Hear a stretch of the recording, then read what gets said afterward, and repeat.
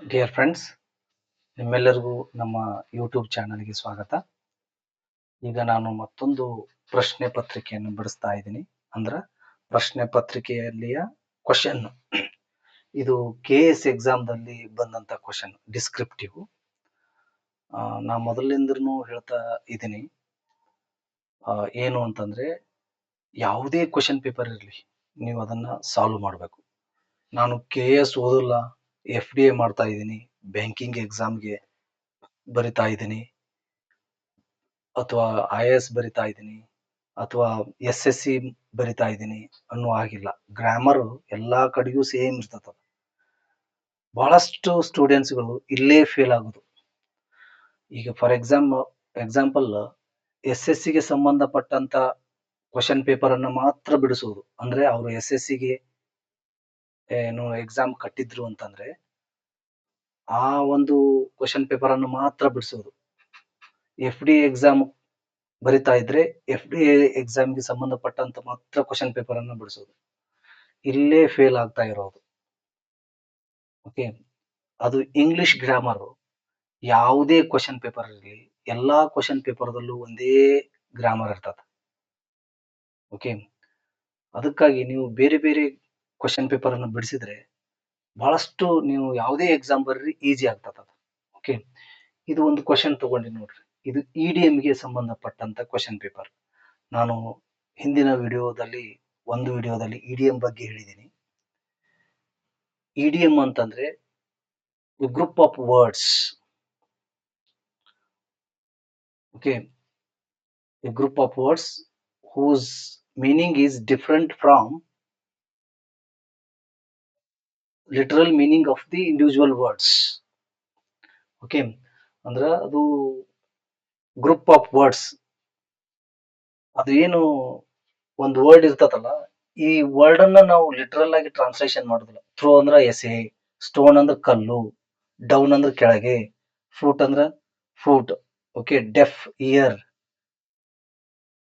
ಅಂದ್ರೆ ಕಿವಿ, ಮ್ಯೂಸಿಕ್ ಅಂದ್ರೆ ಸಂಗೀತ. ಈ ತರ ಅರ್ಥ ಬರ್ತಿರುದಿಲ್ಲ, ಅರ್ಥ ಬೇರೆ ಇರ್ತದ. It is different from literal meaning. Okay, the meaning is different from the literal meaning of the individual words. ಅದಕ್ಕೆ EDM ಅಂತ ಕರಿತೀವಿ ನಾವು. ಈಗ ಕೆಲವೊಂದಿಷ್ಟು EDMs ಅನ್ನ ಕೊಟ್ಟಿದ್ದಾರೆ, ಕಾಲಮ್ A, ಕಾಲಮ್ B ಅಂತ ಹೇಳಿದಾರ. ನೀವು EDMs ಗೆ ಪಟ್ಟಂತೆ ಈ ಒಂದಿಷ್ಟು ನೋಡಿ, ಈ ಕ್ವಶನ್ ಅನ್ನ ಓದಿ ಇನ್ನೊಂದು 10, 15, 25 EDMs ಗಳನ್ನ ನೋಡ್ಬೇಕು ನೀವು. ಇದು ಒಂದು ನೋಡಿ ಇಷ್ಟೇ ಬಿಡಬಾರ್ದು. ಅಂದ್ರೆ ಅವಾಗ ಸ್ವಲ್ಪ ಕಾನ್ಸಂಟ್ರೇಷನ್ ಜಾಸ್ತಿ ಇರ್ತದೆ ನಿಮ್ಗೆ ಈ ಕ್ವಶನ್ ಬಿಡಿಸಿದಾಗ. ಅವಾಗನೇ ಒಂದು ಅಟ್ಲೀಸ್ಟ್ 10 ಆದ್ರೂ ನೋಡ್ಬೇಕು ಎಕ್ಸ್ಟ್ರಾ. ನಮ್ಮ ಕೈಯಲ್ಲೇನೆ ಮೊಬೈಲ್ ಇರ್ತದ, ChatGPT ಯಲ್ಲಿ ಅಥವಾ ನಿಮ್ಮ ಹತ್ರ ಬುಕ್ ಇದ್ರ ಪುಸ್ತಕದಲ್ಲಿ EDMs ಅಂತ ಕೊಟ್ರೆ, ಕಾಮನ್ EDMs ಅಂತ ಕೊಟ್ರೆ ಬರುತ್ತೆ. ಅವನು 10, 15 ಓದ್ಬೇಕು. ಓಕೆ, ಈ ರೀತಿ ಮಾಡಿದಾಗ ಹೆಚ್ಚು ನಿಮಗೆ ಅನುಕೂಲ ಆಗುತ್ತೆ. ಈಗ ನೋಡ್ರಿ, column 1A, column B. A stone's throw ಅಂದಾರ. ಎ ಸ್ಟೋನ್ಸ್ ಥ್ರೋ ಅಂದ್ರೆ ಈ ಲಿಟರಲ್ ಮೀನಿಂಗ್ ತಗೊಳ್ಬಾರ್ದು, ಕಲ್ಲು ಒಗೆಯುವುದಲ್ಲ ಇದು. ಓಕೆ, ಎ ಸ್ಟೋನ್ಸ್ ಥ್ರೋ ಅಂತಂದ್ರೆ at a ಶಾರ್ಟ್ ಡಿಸ್ಟೆನ್ಸ್ ಅಂದಂಗೆ. Short distance. ನಾವು ನಮ್ಮ ಗ್ರಾಮ್ಯ ಭಾಷೆಯಲ್ಲಿ ಮಾತಾಡ್ತಿರ್ತೀವಿ. ಗ್ರಾಮ್ಯ ಭಾಷೆ ಎಲ್ಲ ಎಲ್ರೂ ಮಾತಾಡ್ತಿರ್ತಾರ. ಹೆಂಗ್ ಮಾತಾಡ್ತಿರ್ತಾರ ಅಂದ್ರೆ, ಒಂದು ಕಲ್ಲು ಹೋಗುದ್ರ ನಮ್ಮ ಮನಿ ಹೋಗುತ್ರಿ, ಅಷ್ಟು ಸಮೀಪ ಐತ್ರಿ ನಮ್ಮ ಮನಿ ಅಂತಾರ. ಇಲ್ಲಿಂದ ಕಲ್ಲು ಹೋಗುದ್ರ ಮನೆಗೆ ಹೋಗುತ್ರಿ, ಅಷ್ಟು ಸಮೀಪ ಐತ್ರಿ ಅಂತಾರ. ಓಕೆ, ಅಂದ್ರೆ at a ಶಾರ್ಟ್ ಡಿಸ್ಟೆನ್ಸ್, ಬಹಳ ಕಡಿಮೆ ಅಂತರ ಇದೆ ಅಂತ ಅರ್ಥ. Okay, at a short distance, a stone's throw by hook or crook. Hook or crook ಅಂದ್ರ ಯಾವುದೇ ಮೀನ್ಸ್ ದಿಂದ ಆದ್ರೂ, by all means, by any means, ನ್ಯಾಯದಿಂದ ಆದ್ರೂ ಆಗ್ಲಿ ಅನ್ಯಾಯದಿಂದ ಆದ್ರೂ ಆಗ್ಲಿ ಅನ್ನೋ ಅರ್ಥ ಇರ್ತದ ಅದಕ್ಕೆ. By hook or crook. ಈ ಸಲ ಎಕ್ಸಾಮ್ ಪಾಸ್ ಆಗ್ಬೇಕಪ್ಪ ನಾನು ಅಂತಿರ್ತಾರ ನೋಡ್ರಿ. ಅದರ ಮೀನಿಂಗ್ ಗೊತ್ತಿರದೇನೆ ಹೇಳ್ತಿರ್ತಾರ ಅದನ್ನ. ಬೈ ಹುಕ್ ಆರ್ ಕ್ರೂಕ್ ಅಂದ್ರ ನ್ಯಾಯದಿಂದ ಆದ್ರೂ ಆಗ್ಲಿ ಅನ್ಯಾಯದಿಂದ ಆದ್ರೂ ಆಗ್ಲಿ ಅಂತ ಅರ್ಥ. ಆದ್ರ ಅನ್ಯಾಯದಿಂದ ಹೇಳ್ತಾ ಇದೀನಿ ಅಂತ ಅವ್ರಿಗೆ ಗೊತ್ತಿರೋದಿಲ್ಲ ಅದು. ಸೊ ಕಾಮನ್ ಆಗಿ ಬೈ ಹುಕ್ ಆರ್ ಕ್ರೂಕ್ ಅಂತಿರ್ತಾರ. Like this, by hook or crook, by any means, ಯಾವುದೇ ದಾರಿಯಿಂದ ಆದ್ರೂ ಆಗ್ಲಿ, like this. And put one's foot down, put one's be very firm, take firm stand, ಒಂದು ನಿಶ್ಚಯವಾದಂತ ತೀರ್ಮಾನವನ್ನ ತೆಗೆದುಕೊಳ್ಳುವುದು. ಓಕೆ, ತೀರ್ಮಾನ final and binding ಆಗಿರ್ತದ ಅಂತ ತೀರ್ಮಾನ. ವೆರಿ ಫರ್ಮ್ ಆಗಿದ್ದು, ಸ್ಥಿರವಾದಂತ ತೀರ್ಮಾನ, ಸ್ಥಿರವಾದದ್ದು. ಅದಕ್ಕೇನಂತಾರ, ಪುಟ್ ಒನ್ಸ್ ಫುಟ್ ಡೌನ್. ನೋಡ್ರಿ ಏನೆಲ್ಲ ಪುಟ್ ಅಂದ್ರೆ ಇಡುವುದು. ಓಕೆ, ಫುಟ್, ಕಾಲ್, ಡೌನ್. ಇದು ಮೀನಿಂಗ್ ನೀವು ಇಂಡಿವಿಜುವಲ್ ವರ್ಡ್ ಮೀನಿಂಗ್ ನೋಡಬಾರ್ದಲ್ಲಿ, ಇದ್ರ ಹೋಲ್ ಫ್ರೇಸ್ ಮೀನಿಂಗ್ ಏನಾಗುತ್ತಾ, ಬಿ ವೆರಿ ಫರ್ಮ್ ಅಂತ ಅರ್ಥ. Okay, turn deaf ear. Deaf ear ಅಂತಂದ್ರೆ ಪ್ರಿಟೆಂಡ್ ನಾಟ್ ಟು ಹಿಯರ್. ಕೇಳಿದ್ರು ಕೇಳಿಸ್ಕೊಂಡ್ರು ಕೇಳಿಸದೆ ಇರುವ ಹಾಗೆ ಹೋಗ್ತಿರ್ತಾರ ನೋಡ್ರಿ, ಅವ್ರಿಗೆ turn a deaf ear. He turned a deaf ear. ನಾನು ಬಹಳ ಸಲ ಕರೆದನ್ರಿ ಅವನ್ನ. ಹಿ turned a deaf ear ear to me. ಅಂದ್ರೆ ನನಗ ಕೇಳಿದ್ರು ಕೇಳಿಸದೆ ಇರುವ ಹಾಗೆ ಹೋಗ್ಬಿಟ್ಟಿನ್ರಿ, ನಂಗೆ ಹೋಗ್ಬಿಟ್ಟನ್ರಿ,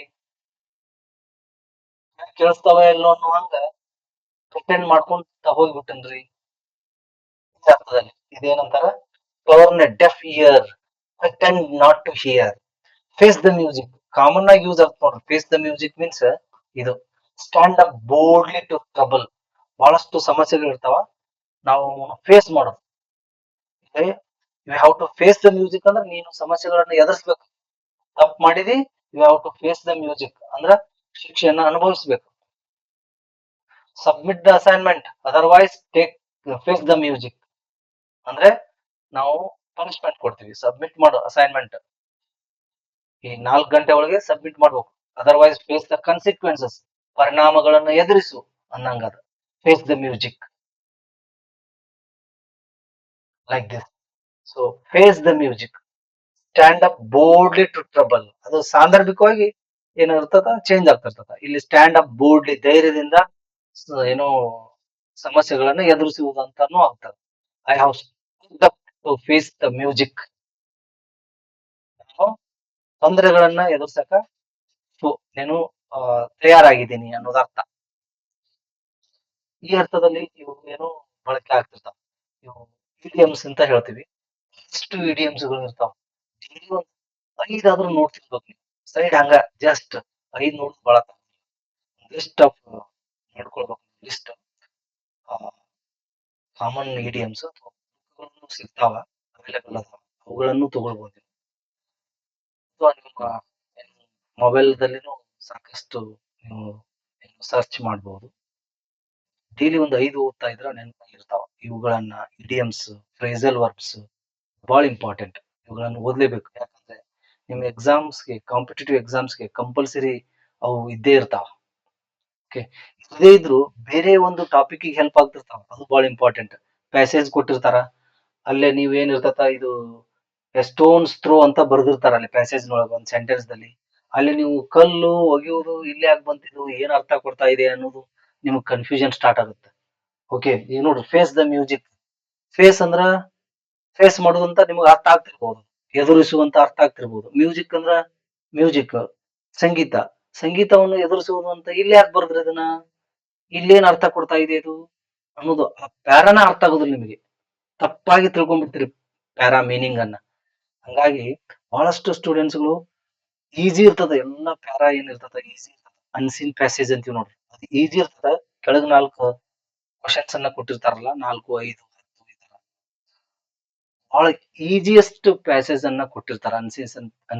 ಅನ್ಸೀನ್ ಪ್ಯಾಸೇಜ್, ಸಾರಿ, ಅನ್ಸೀನ್ ಪ್ಯಾಸೇಜ್ ಅನ್ನ ಇವೆಲ್ಲ ಗೊತ್ತಾಗ್ಲಾರ್ದಕ್ಕ ಅಲ್ಲಿ ಏನಾಗ್ತಿರ್ತದ, ನಮಗ ಪ್ಯಾಸೇಜ್ ಅರ್ಥ ಆಗ್ತಿರೋದಿಲ್ಲ. ಹಿಂಗಾಗಿ ಆನ್ಸರ್ ಗೊತ್ತಾಗ್ತಿರೋದು, ಇದು ಪ್ರಾಬ್ಲಮ್. ಹಾಗಾಗಿ ಡೈಲಿ ಫ್ರೇಸಲ್ ವರ್ಬ್ಸ್, ಇಡಿಯಮ್ಸ್, ಕೊಲೋಕೇಶನ್ಸ್ ಅವುಗಳನ್ನ ನೀವು ಓದ್ತಾ ಹೋಗ್ತಾ, ವರ್ಬ್ಸ್, ಇಂಟಾನಿಮ್ಸ್, ಸಿನಾನಿಮ್ಸ್ ಇವುಗಳನ್ನು ನೀವು ಡೈಲಿ ಬಳಕೆ ಮಾಡ್ತಾ ಇದ್ರ ಎಕ್ಸಾಮ್ ಈಸಿ ಆಗುತ್ತೆ ಇಂಗ್ಲಿಷ್. ಓಕೆ. ಈ ರೀತಿಯಾಗಿ ನೀವು ಹಲವಾರು ಗಳನ್ನ ನೋಡ್ಕೊಡ್ರಿ. ಇದರೊಂದಿಗೆ ನನ್ನ ಈ ಕ್ಲಾಸನ್ನು ಮುಗಿಸ್ತಾ ಇದ್ದೀನಿ. ಮತ್ತೊಮ್ಮೆ ನಮ್ಮ ಈ ವಿಡಿಯೋ ಲೈಕ್ ಆಗಿದ್ರೆ ಶೇರ್ ಮಾಡ್ರಿ, ಸಬ್ಸ್ಕ್ರೈಬ್ ಮಾಡ್ರಿ. Thank you very much.